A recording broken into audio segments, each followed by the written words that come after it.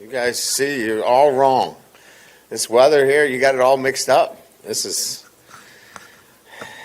I've just figured this out. I think you all just lie about Louisiana so nobody comes here. You just don't want anybody to come to Louisiana. You lie about the weather. You talk about it like it's hot and humid, and it's not. And then it actually has 4 seasons.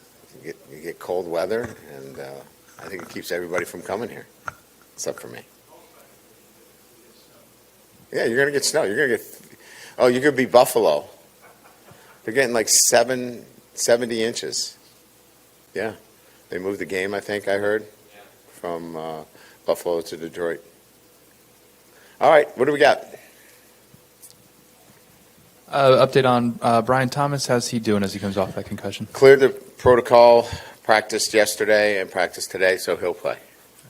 And then there's kind of been a lot made of the guys who aren't going to be participating in senior night, especially Jaden and that kind of thing. I mean, have you had discussions with those guys? Have they decided, any of them, particularly Jaden, if they're coming back next year already? I've had discussions with a number of the guys. We have a pretty good understanding of who's doing what, but I wouldn't take anything from whether they're running out or not. I think that's much more of a personal preference as to whether they, partake in the senior day ceremony, but we've got a pretty good understanding, and I think some guys will, over the next week or two, will start to, make public announcements as to what their intentions are.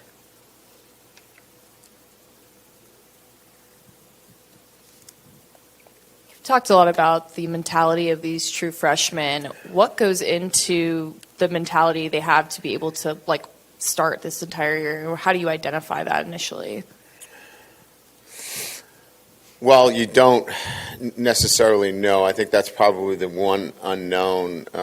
You know about physical ability, but it's the ability to handle the rigors of college life, living on their own for the first time, making choices and decisions, as well as acclimating to an SEC environment, football wise. So I think it's trial. It's putting them in that situation. Preseason camp. Harold was not where he is today. From a maturity standpoint, and I think that's just development. So a lot of it is an unknown. Some move through that process quicker. Will Campbell was here in the spring. I think that mid-year enrollment really helps with that process of acclimatizing to all of those things, and that's why I'm a proponent of it, if that's in fact what the young man wants to do and the family feels good about it.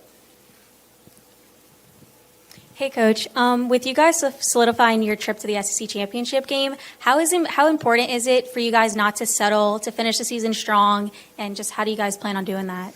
Yeah, so that's kind of a piece of who we are, right? We focus on a process more so than an outcome, and so it's been a consistent way of how we do things on a day-to-day basis. We focus much more on the little things, our habits, how we think, what we do on a day-to-day basis, much more than outcomes, championships, things of that nature. So it's just been kind of business as usual for us this week, and our focus has been strictly on our preparation and preparing for UAB. Hey, Coach, right here. Just with Mason Taylor in particular, you guys have really found good ways to kind of use him in this offense, but not maybe feature him like maybe he was earlier this year. Has there been just kind of a reorganization of just how you guys can best utilize him in the passing game as to maybe from where he was earlier this year?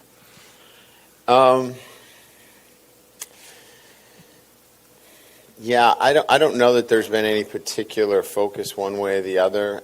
I mean, now that you've asked the question, I'd have to look at the drop-off in particular relative to the stats. I'm sure you have. Most of our receivers in the receiving core, they're all part of a comprehensive progression read, And so I don't know that we've used them any differently as much as, they're going to be part of, whether they're, being covered or not, right? And I mean, if his biggest play of the year was the 2-point play against Alabama, that's a pretty good deal right there. But I think, to answer your question, we haven't shied away from him in any way. I think it's just the luck of the draw relative to his progressions in the passing game. Hi, Coach. How has the team developed throughout the season, and how has that led them to where they are now? Well, look, I mean, I think it's pretty clear that when you look at where we were against Florida State, we had a lot of new players playing, transfers, freshmen, new quarterback, new system, and it's no excuse. My job is to prepare them and get them ready, and I didn't have them ready to the level that they needed to be for that game. But, they showed a fight, and so we knew that we had something after that game, that these guys had a special trait of resiliency. And so we worked hard on just building an identity within, and that was having a better focus from play to play, and that's grown throughout the year. So the development of this football team has been getting to know each other better, playing together, coming together as a team, because there were a lot of new players, a lot of new pieces to this team. So I think it was just the natural progression of a group of guys coming together over a period of time. Ryan, you go from 11 a.m. kickoff one week to an 8 p.m. kickoff the next week. I assume when you started out at Grand Valley State, you guys played pretty much the same time all the time. Is it a lot different trying to prepare week to week now? It's different than it was then. And yeah, what's the biggest challenge? I can tell you that I'm used to playing mostly night games, because those are the national televised games. But there is a big difference between an 11 a.m. and an 8 p.m. start. But I think our routine is pretty good, and you're playing at home, the comforts of playing at home, the routines. We're an hour or so off from what is a pretty common routine for us. So I don't feel too uncomfortable with this one. 11 a.m. is a little different, there's no doubt. 11 a.m. on the road, and the first cold weather game, yeah, that's a little different. And that was a difficult transition, which we got through. Coach, go back onto development. Talk about your running backs. It seems like they weren't getting the production that you wanted earlier in the season, but how has Josh Williams and John Emery really kind of progressed over the course of the season? Well, I think it starts with Josh. I mean, he comes in as probably the least heralded player, in the offensive backfield, and he's turned out to be, a captain for us on 3 different games, productive runner. I think he brings an energy to our group, and I think all of those traits, are what we've been looking for. So I think it's just it's been just giving a guy an opportunity. And so he's been presented with an opportunity, and here's a great example of somebody just taking his opportunity and running with it.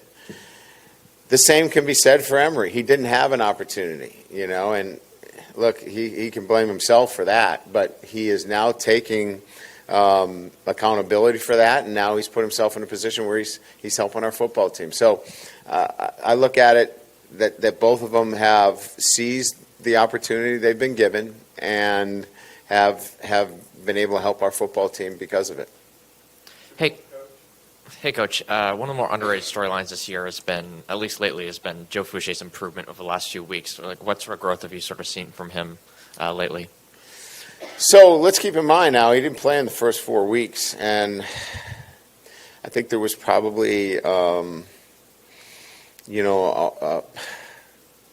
maybe subconsciously wanting to make plays.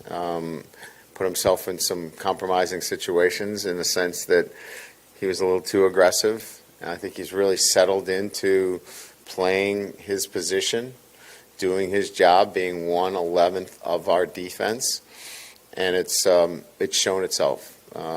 We've seen it as a staff. You've seen it, as somebody that's looking at our players, and it's helped our defense. I think having Major back there too has been very helpful. He's a great communicator, and because of that, it gets the guys in the right position. Across college football in general this year, a lot of first-year head coaches have inherited veteran quarterbacks, or they've recruited them to come there. But some have been successful, and some have not been successful. So, what is it about Jaden Daniels, or how are you able to get him to transition to your system so quickly, to be in the position to take an SEC championship? Well, it's been a process. I mean, I think we've seen good days, and we've seen days of growth. Look, I think first of all, you have to have a quarterback that has the tools necessary. He's got to be coachable. He's got to have the ability to fight through some adversity, which he has clearly. And again, a system that fits the quarterback in which you have. And I think what we've done a really good job is that it's not been about the X's and O's as much as fitting the offense around the quarterback as we've gotten to know him. So, look, I think I've said this a couple of times. When we went into camp or the spring, we installed the offense. And it wasn't installed for a particular quarterback.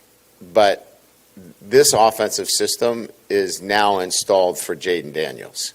And as we've gone through the season, we've really tweaked it to be about Jaden Daniels.